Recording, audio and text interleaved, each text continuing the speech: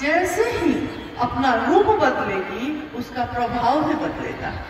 जब तक हमारी मनसा ये रहेगी कि मेरे गुरु भी शिव हो जाए, आपके गुरु भी शिव हो जाए, और मुझको भी गर्व है कि मैं शिव का शेष, आपके अंदर भी वो गर्व पैदा हो जाए कि मेरे गुरु शिव, इससे सुंदर बात और कुछ भी नहीं हो सकती। इससे ज्यादा सानिध्य, इतना सुंदर सानिध्य किसी का नहीं मिल सकता।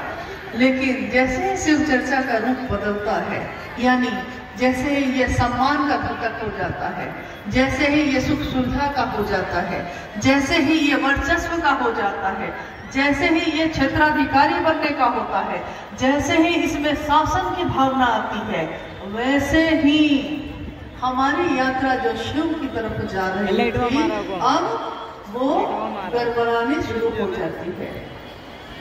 एक बार साहब ने कहा कि आप लूडो खेलते हैं। लूडो एक खेल है, आप लोग खेलते हैं कि नहीं मुझको नहीं पता, लेकिन साहब बेटे के साथ हम लोगों ने कभी कभी खाली समय में उस खेल को खेला है।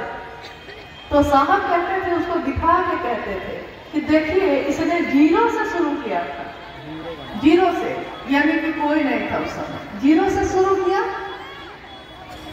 आगे बढ़ता गया, 10 number, 20 number, 50 number, 60 number, 70 number, अब 99 पे चला गया है, यानी बस एक कदम और वो शिव हो जाएगा।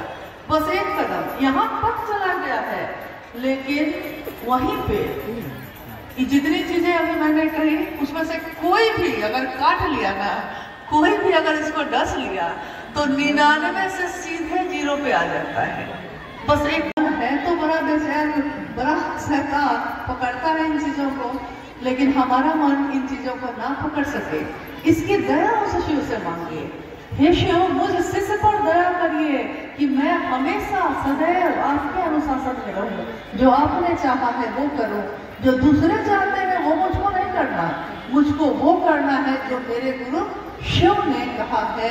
और मेरे गुरु शिव ने सीधे सीधे मुझको नहीं कहा था, उन्होंने सहारा लिया। आप इतने ही काबिल थे तो हमारा क्यों नहीं लिया?